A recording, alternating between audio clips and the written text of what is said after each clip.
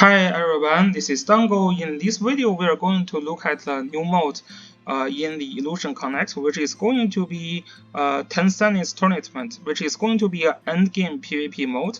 If you want to play this game competitively, you are going to optimize your characters towards the better performance in 10 Sunny's Tournament. So let's just going to start look at this tournament. So this is a 3 versus 3 battle. There is no leader, and there is going to be 10 rounds for the group stage, and there is going to be top 8 players from the group stage that will be advanced to the playoff stage. So at least you have to prepare 3 times 10, which equals to 30 characters in total to participate in this stage, because all the different rounds you will not be able to use the same character. So you use Miyuki in the first round, then you cannot use Miyuki again from the second to the 10th round. So yeah, it requires you to train a lot of characters. Definitely at the beginning. So basically, this mode probably come around 1 month after release. So at the beginning, the free-to-play players and low spenders are going to struggle a little bit because they will not have enough resource to raise like 30 characters compared to like whales. So at the beginning, you will have a disadvantage if you spend little, but in the end, like after a few months of playing, like everyone is trying to at least maximizing some of their characters, the gap between free-to-play players and the whales is going to be closer and closer, and then you will be have a better chance to beat the players who spend more. Yeah, but at the beginning, then I mean you can still try to optimize your team. I will give out some essential tips later in this video, but it is still a struggle for the completely, at least for the completely free-to-play players. It is going to be a struggle at the beginning. So this is going to be a daily tournament, which is going to last like 30 minutes to 1 hour, depends on if you advance to the playoff or not. So okay, so this is basically the format, and what you need to do is before the combat starts. So this mode starts on around 7 p.m. in Taiwan server, so in their local time. So probably this mode is going to start like 7 p.m.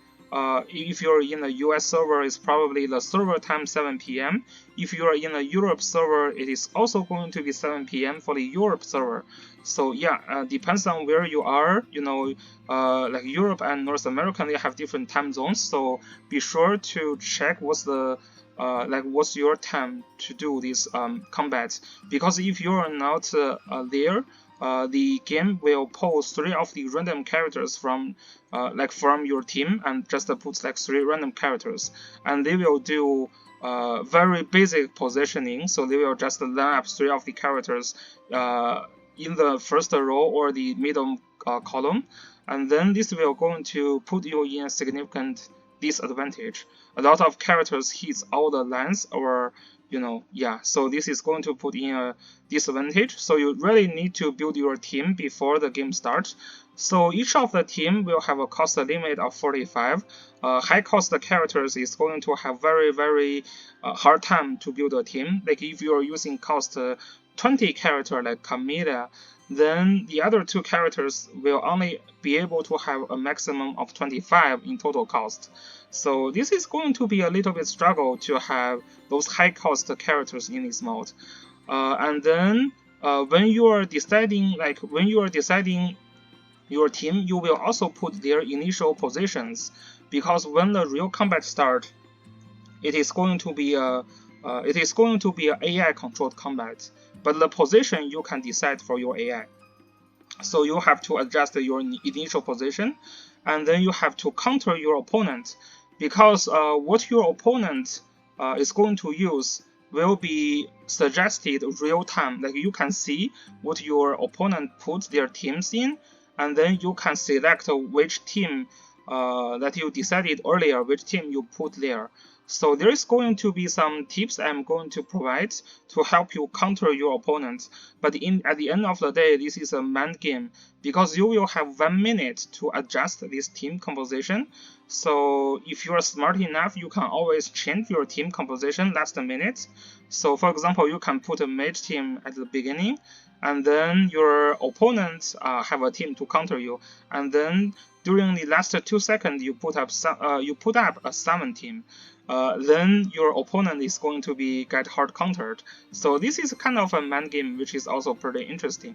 So this is about what you need to do every day. You have to build your team.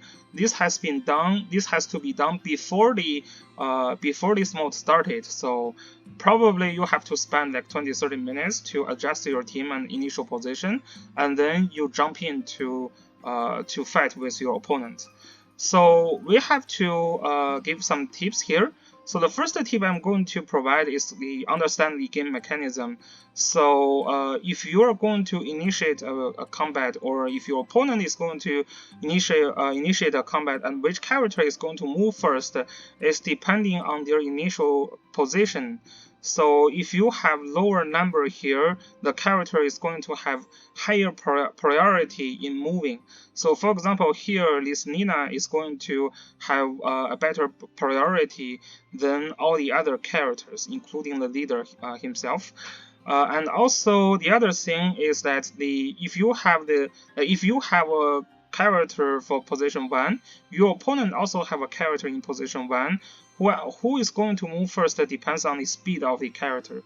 So speed is heavily depends on what boot you have for your character. So make sure you have leveled those boots, because the initial whoever acts first in this game is going to have a very huge effect. A lot of characters, they are going to in this mode, all the characters are going to enter this mode with their ultra scale ready, so they are going to throw their ultra scale.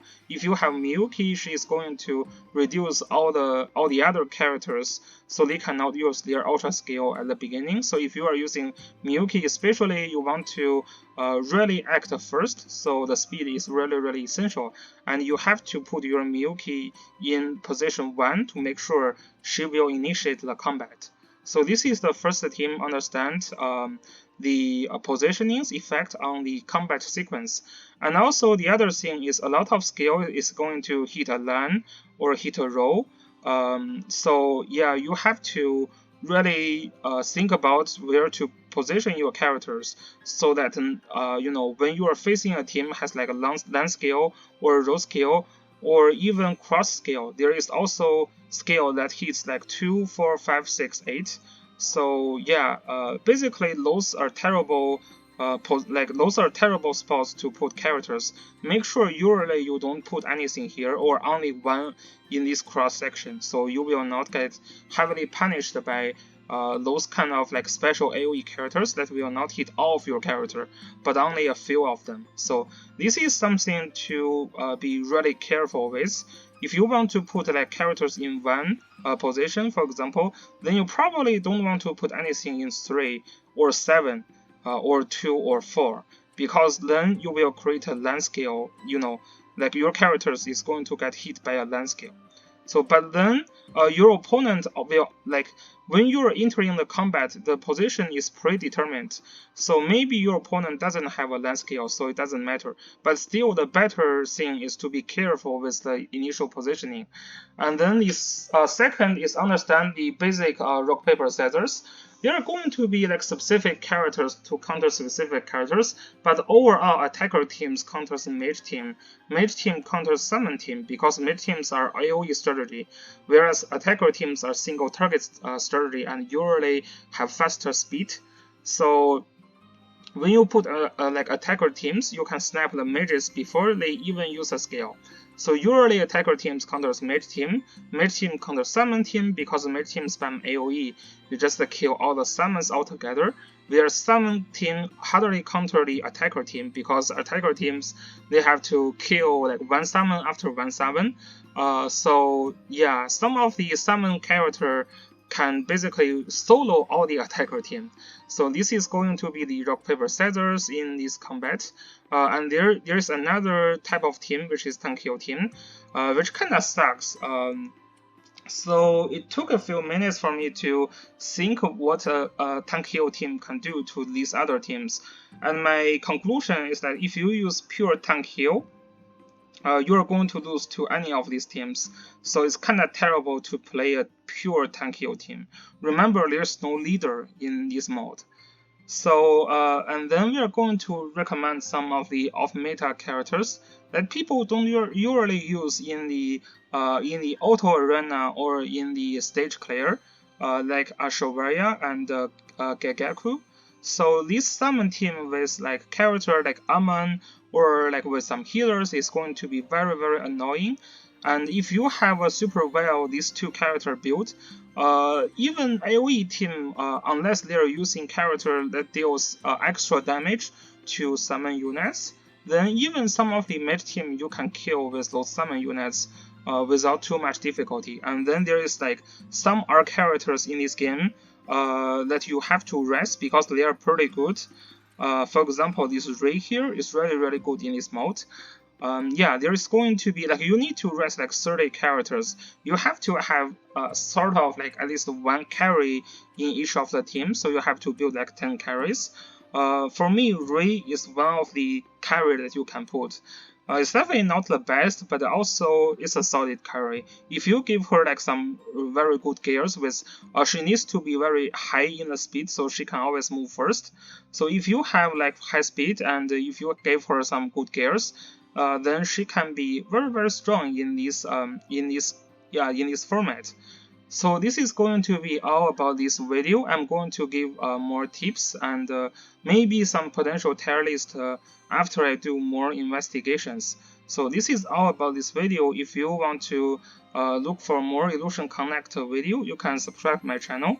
I will definitely provide more guide on this piece.